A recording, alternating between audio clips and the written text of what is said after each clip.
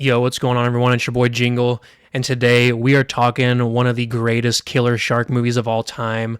We are talking Deep Blue Sea.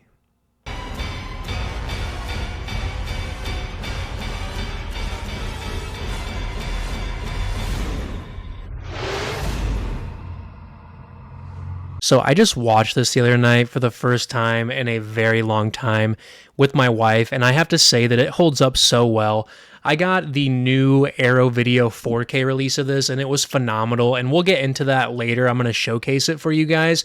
But I remember watching this movie as a kid, and the big thing back in the late 90s was these killer animal movies like Deep Blue Sea, Lake Placid with the killer crocodiles or alligators, and Anaconda, which is another one that I absolutely love. Congo, which I grew up watching Congo. I absolutely loved the 4K that Vinegar Syndrome did on that one last year.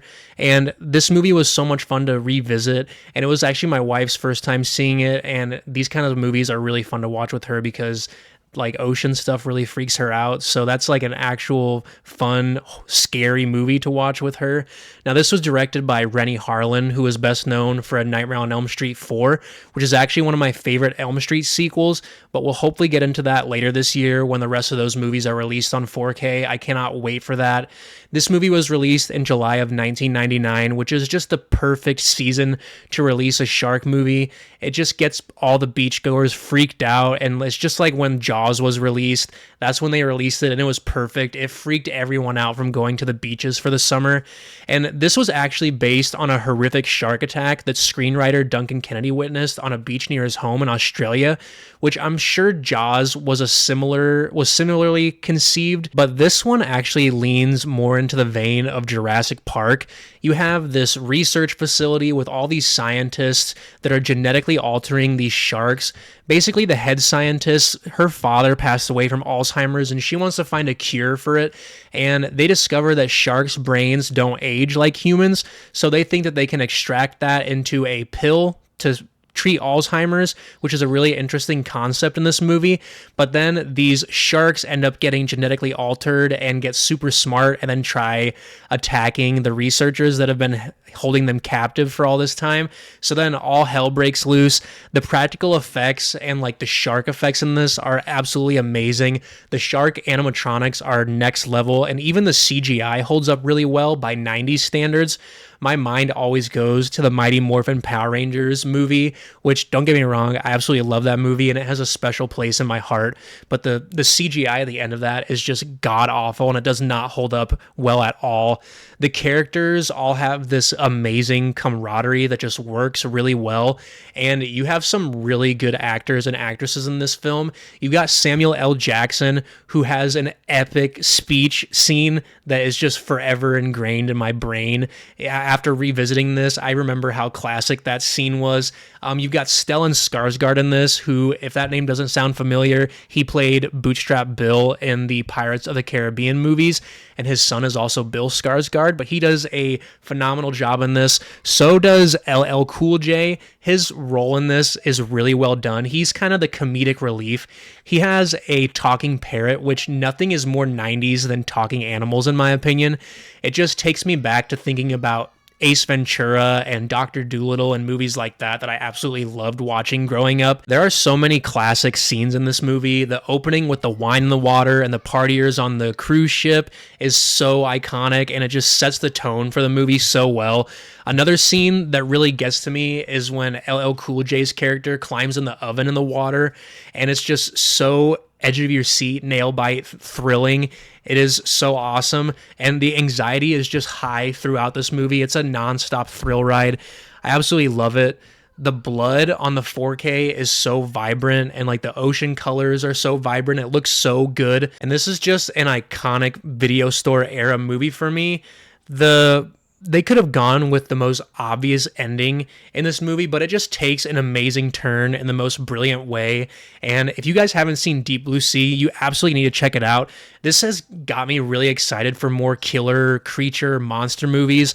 One that's coming out the end of this month is called Death of the Unicorn, and I'm super excited for that. That cast looks stacked.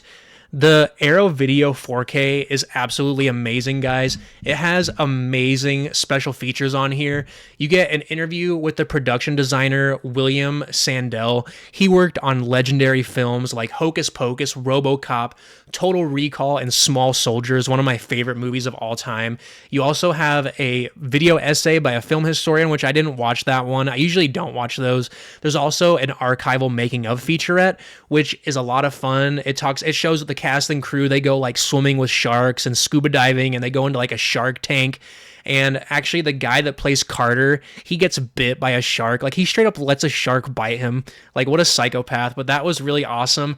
There's also a featurette about the animatronic sharks, which I absolutely love watching how practical effects and all this movie magic is done on these special features. It's one of my main reasons why I collect physical media, is because I love watching behind the scenes and stuff. But this Arrow 4K, guys, this might be one of my favorite releases of the year so far. The box art on it is stellar. The colors really pop. It's amazing. So the slip cover comes off, and then you've got a hard box underneath with the same art.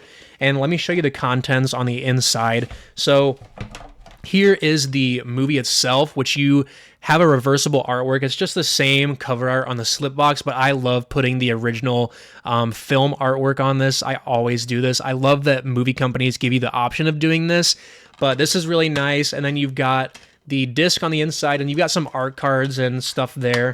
You also get a really nice booklet with the Aquatica Research Facility. It looks like a document they would have there with like blood splatter on it. But this has a bunch of like essays and all kinds of stuff in it. I went through it a little bit, but I really like the concept art and all this of like them making the sets and the storyboards. That stuff's really fun to look at. You also get a really awesome poster with it. So you've got the new artwork here. I love that Arrow does this. They give you the new artwork and they give you the old artwork. Absolutely love this. The original artwork, like I said, guys, it's so iconic to me. And I remember seeing that in the video store era when I was a kid. Actually, we had a video store in my town up until probably like 5 years ago. But DVD was still a thing too. Like, I mean, DVD is still going strong, don't get me wrong, but I really like collecting the 4K releases from Arrow. It just like, I'll never have to buy this movie again. This is the definitive release of Deep Blue Sea for me. I had so much fun revisiting this one, guys, and I think that you should pick this up, whether you get it on 4K or Blu-ray. They're both going to be amazing releases. Thank you so much for hanging out and checking out this review and showcase of the Deep Blue Sea Arrow Video 4K box set. If you're interested in more horror content, I have a lot more coming, so stay tuned. We had a really bad storm around me, so my power was out for a few days. I haven't been able to get many videos uploaded for you guys, but stay tuned. I've got some in the works. We'll catch you in the next one. Peace.